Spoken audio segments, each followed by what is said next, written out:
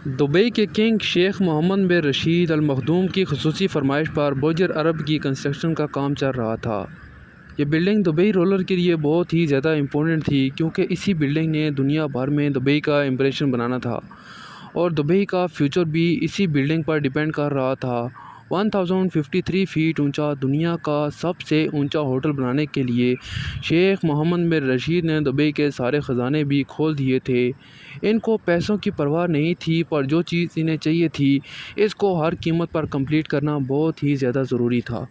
مسئلہ یہ نہیں تھا کہ دنیا کا سب سے اونچا ہوٹل بنانا ہے، بلکہ مسئلہ یہ تھا کہ یہ اونچا ترین ہوٹل پانی پر بنانا تھا۔ جی ہاں، کنسٹرکشن ٹیم نے دن رات ایک کر کے دبئی کے ساحل سے 1300 فیٹ کے فاصلے پر پتھروں کی مدد سے پانی میں ایک آئی لینڈ تو بنا لیا، لیکن جب وہاں کنسٹرکشن کا کام ہونے ہی والا تھا تو ایک ایسا واقعہ ہوا جس نے ان کی نیندیں اڑا دیں۔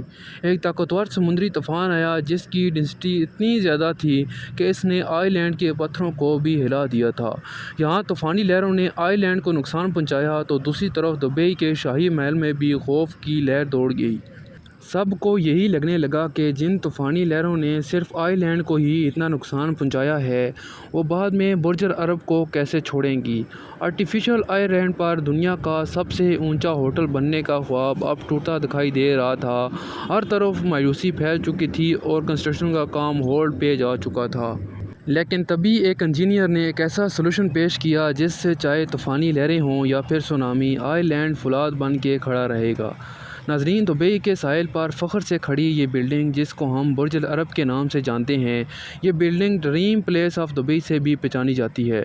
فرانس کے ایفل ٹاور سے بھی زیادہ اونچا، 321 میٹر لمبا، یہ دنیا کا سب سے اونچا ہوٹل ہے جس پر $1 بلین یعنی 7,500 کروڑ روپوں کا خرچہ ہوا تھا۔ مین میڈ آئی لینڈ پہ یہ دنیا کی سب سے پہلی اور اونچی ترین بلڈنگ ہے، ساتھ ہی سب سے زیادہ لگژریس بھی۔ جس ہوٹل میں صرف ایک رات گزارنے کا رینٹ ہی 18 لاکھ روپوں کے برابر بنتا ہو، اس بلڈنگ کی شان و شوکت کا اندازہ لگانا آپ کے لیے مشکل نہیں ہوگا۔ لیکن دبئی کے رولر کے لیے یہ برج العرب بنانے کا فیصلہ کافی زیادہ مشکل تھا۔ جی ہاں، 1950 میں دبئی مچھیروں کا گھاٹ ہوا کرتا تھا، لیکن جب 1960 میں دبئی سے آئل نکلنا شروع ہوا تو دبئی کے حالات کچھ بہتر ہونے لگے۔ جہاں ان کو آئل نکلنے کی خوشی ملی، وہیں ان کو ایک بری خبر بھی سنائی دی۔ جولرس نے بتایا کہ دبئی سے نکلنے والا تیل صرف 2016 تک ہی چل سکے گا، یعنی دبئی کے پاس صرف 2016 تک ٹائم تھا، اس کے بعد ان کے سروائیول کا کوئی چارہ نہیں تھا۔ شیخ محمد بن رشید چاہتے تھے کہ دبئی کو وہ ایک ٹورسٹ اسپاٹ بنائیں، لیکن آخر ایسا ممکن کیسے ہوگا، کیونکہ اس وقت دبئی کے پاس صرف 3 ایسٹس تھے: سن، سی اور سینڈ۔ بھلا اس کڑکتی گرمی میں کوئی دبئی کیوں آنے والا تھا؟ ٹورسٹ کو اٹریکٹ کرنے کے لیے لازمی تھا کہ ٹورسٹ اسپاٹ بنایا جائے، اور یہی وہ اسپاٹ تھا جس کا خواب شیخ محمد بن رشید نے دیکھا تھا، یعنی دبئی کے سراب میں ایک ایسا پلے گراؤنڈ بنانے کا پلان کیا گیا تھا جہاں صرف امیروں کو ہی کھیلنے کی پرمیشن ہوگی۔ لیکن یہ سب اتنا آسان ہونے والا نہیں تھا۔ ایک تو سمندر میں ہی 7 اسٹار لگژری ہوٹل بنانا تھا، اور وہ بھی دبئی کی کڑکتی گرمی میں۔ اس پروجیکٹ میں جو بھی انجینئر ٹیم ہاتھ ڈالے گی، یہ بات تو طے تھی کہ ان کو اپنی لیمٹس کراس کرنی پڑیں گی۔ اور ویسا ہی ہوا جیسا سوچا گیا تھا۔ انجینئر ٹیم کو برج العرب کی کنسٹرکشن میں ایسے چیلنج فیس کرنے پڑے جو انہوں نے انجینئرنگ کی ہسٹری میں کبھی نہیں دیکھے تھے۔ چیلنج نمبر 1، سب سے پہلا چیلنج تھا شیخ کو امپریس کرنے کا، یعنی دبئی یہ پروجیکٹ بنوانا تو چاہتا تھا، لیکن اس کے لیے ضروری تھا کہ کوئی ایسا ڈیزائن لے کر آئے جو پہلی نظر میں ہی شیخ کی آنکھوں میں بس جائے۔ آرکیٹیکٹ ٹام رائٹ اور اس کی ٹیم نے یہ مشکل کام سر انجام دینے کے لیے حامی تو بھری، پر ان کے پاس اتنا ایکسپیرئنس نہیں تھا۔ ٹام رائٹ نے اس سے پہلے صرف معمولی اسٹرکچرز اور اسکول بلڈنگ کے ڈیزائن بنائے تھے، لیکن برج العرب کا ڈیزائن بنانے کے لیے ان کو اپنی لیمٹس بھی کراس کرنی پڑی۔ جی ہاں، وہ یہ ڈیزائن امیجن کرنے کے لیے یاٹ میں بیٹھ کر ساحل سے کافی دور گئے، اور تب انہوں نے ایک سیلنگ بوٹ کو وہاں سے گزرتے ہوئے دیکھا۔ ٹام رائٹ کا کہنا تھا، سمندر سے دیکھنے پر ساحل پر موجود سیلنگ بوٹ دور سے ہی کافی یونیک لک دے رہی تھی، اور یہ وہ وجہ تھی انہوں نے یہ ڈیزائن بنا کر شیخ کے آفس میں پیش کیا۔ دبئی کے رولر نے جب یہ ڈیزائن دیکھا تو وہ بہت امپریس ہوئے اور اس کو فوراً اپروو کر لیا۔ چیلنج نمبر 2، ٹام رائٹ کو شیخ کے آفس سے ڈیزائن کا اپروول تو مل چکا تھا اور اب باری تھی کام شروع کرنے کی، لیکن یہیں ایک اور مسئلے نے ان کا راستہ روک لیا، کیونکہ ڈیزائن کے حساب سے سالیشین سلنگ ڈیزائن بورڈ کو پانی کے اوپر بنایا جانا تھا، جس کے لیے ایک آئی لینڈ کی ضرورت تھی اور وہ آئی لینڈ یہاں موجود نہیں تھا۔ کنسٹرکشن ٹیم اچھی طرح جانتی تھی کہ نیا آئی لینڈ بنانے میں کاسٹ بھی بڑھے گی اور برج عرب کو سمندری طوفان سے بھی خطرہ ہوگا، لیکن اس سے بڑا مسئلہ یہ تھا کہ ان کو 1050 فیٹ اونچا اسٹرکچر ایک ایسے آئی لینڈ پر بنانا تھا جس کو آج سے پہلے کسی نے بنانے کی کوشش بھی نہیں کی تھی۔ 1995 کی سٹارٹنگ میں آئی لینڈ بنانے کا کام سٹارٹ کر دیا گیا۔ پروجیکٹ آرکیٹیکٹ سائمن کرسپ اس پروجیکٹ کو لیڈ کر رہے تھے اور انہوں نے ساحل سمندر سے 1300 فیٹ دور پانی کے نیچے پتھر ڈلوانا شروع کر دیے۔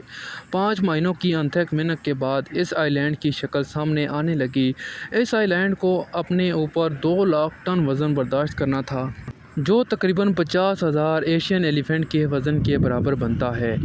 اب یہ آئی لینڈ پوری طرح مکمل ہی نہیں ہوا تھا کہ اچانک وہی ہوا جس کا سب کو ڈر لگا ہوا تھا۔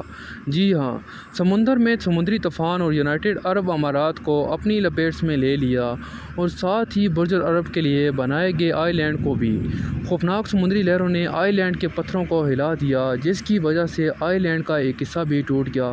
یہ خبر دبئی کے شاہی محل میں آگ کی طرح پھیل گئی۔ ان کو یہی لگنے لگا کہ جن طوفانی لہروں نے صرف آئی لینڈ کو ہی اتنا نقصان پہنچایا ہے، وہ بعد میں برج عرب کو کیسے چھوڑیں گی۔ 5 مہینوں کی محنت اور لاکھوں ڈالر خرچ کرنے کے بعد بھی یہ خواب ادھورا ہی رہ جانے کا ڈر تھا۔ یہ مسئلہ برج عرب کی کنسٹرکشن کے دوران کھڑا ہونے والا اتنا بڑا مسئلہ تھا کہ اس کی وجہ سے پوری کنسٹرکشن کا کام ہولڈ پہ آ گیا تھا۔ لیکن چند مہینوں کے بعد آئی لینڈ انجینئر مائک نکولاس نے آئیڈیا دیا۔ مائک کا ماننا تھا کہ سمندر کی لہروں کو کسی بھی صورت روک نہیں سکتے، لیکن ان کا زور ہم ضرور کم کر سکتے ہیں۔ مائک نے ایسے ہولو کنکریٹ سلیبس تیار کیے جو آئی لینڈ کی دیواروں پر لگائے جائیں گے۔ جیسے ہی لہروں کا پانی ان ہالو سلیبس میں گھسے گا تو وہ آئی لینڈ کے پتھروں سے ٹکرانے کے بجائے ہالو سلیبس میں ہی گول گھوم جائے گا۔ مائک نے آئی لینڈ کے ایک 3D ماڈل پر ہالو سلیبس لگائے اور آرٹیفیشل لہروں سے ان کو ٹیسٹ کر کے بھی دکھایا۔ حیرت انگیز طور پر آئی لینڈ کی دیواروں پر لگنے والا زور 50% تک کم ہو چکا تھا۔ یہ خبر ملتے ہی کنسٹرکشن ٹیم میں ایک بار پھر سے جان آ گئی۔ اور اب چیلنج نمبر 3۔ اب باری تھی فاؤنڈیشن یعنی برج عرب کی بنیاد بنانے کی۔ فاؤنڈیشن ڈالنے کے لیے آئی لینڈ پر 30 میٹر ڈیپ کھدائی کر کے ایک کافر ڈیم بنایا گیا۔ انجینئرز کا پلان تھا کہ برج عرب کی فاؤنڈیشن اسٹیل سالڈ پائلز میں رکھی جائے گی۔ یہ سالڈ اسٹیل پائلز زمین میں موجود ہارڈ راکس کے اندر ڈرل کیے جاتے ہیں تاکہ ان کے ہلنے کا کوئی سوال ہی پیدا نہ ہو، لیکن زمین میں ڈرلنگ کر کے 180 میٹر کی گہرائی تک بھی انجینئرز کو کوئی سالڈ راک نہ مل سکا، یعنی جس زمین میں وہ اسٹیل پائلز ڈالنے جا رہے تھے وہاں ریت کے علاوہ کچھ نہیں تھا۔ فاؤنڈیشن کی بنیاد صرف ریت پر رکھنا خطرے سے خالی نہیں تھا۔ جغرافیائی کے حساب سے دبئی فالٹ لائن کے کافی قریب ہے اور ارتھ کویک کی صورت میں لاکھوں ٹن وزنی اسٹرکچر ایک ہی جھٹکے میں ڈھیر بھی ہو سکتا ہے، کیونکہ جب زمین ہلتی ہے تو ریت کے ذرے کمپین ہو جاتے ہیں، اور یہ کنڈیشن خاص طور پہ تب مزید بھیانک ہو جاتی ہے جب ریت کے اوپر کوئی ہیوی اسٹرکچر کھڑا ہو۔ اس مسئلے سے نمٹنے کے لیے پروجیکٹ آرکیٹیکٹ سائمن کرسپ نے آئیڈیا پیش کیا۔ ان کا ماننا تھا اگر ریت میں اسٹیل پائلز رکھی جائیں تو ایک وقت کے بعد یہ اندر جانا بند کر دے گا، کیونکہ زمین کے اندر اس کے گرد اب ایسی ریت آ چکی ہے جو آلریڈی کمپریسڈ ہے، یعنی ارتھ کویک سے کمپریسڈ کو کوئی فرق نہیں پڑے گا۔ اس ایفیکٹ کو اسکن فرکشن ایفیکٹ بھی کہا جاتا ہے۔ ڈرلنگ ٹیسٹ کر کے چیک کیا گیا تو انجینئرز کو آئی لینڈ کے نیچے کمپریسڈ سینڈ مل گئی۔ بنا کسی انتظار کے 250 اسٹیل پائلز زمین میں ڈال دیے گئے، یعنی پورے برج عرب کا لوڈ اب ان اسٹیل پائلز پہ رکھا جانا تھا۔ اسٹیل پائلز ڈالنے کے بعد کنکریٹ ڈال کر ایک سالڈ فاؤنڈیشن تیار کر لی گئی۔ آخری برج عرب کا کام بالکل اینڈنگ پہ ہی تھا جب دبئی کے شیخ نے فرمائش کی کہ ان کو اس میں ایک ایسا ریسٹورنٹ بھی چاہیے جو ہوا میں ہی فلوٹ کرتا دکھائی دے۔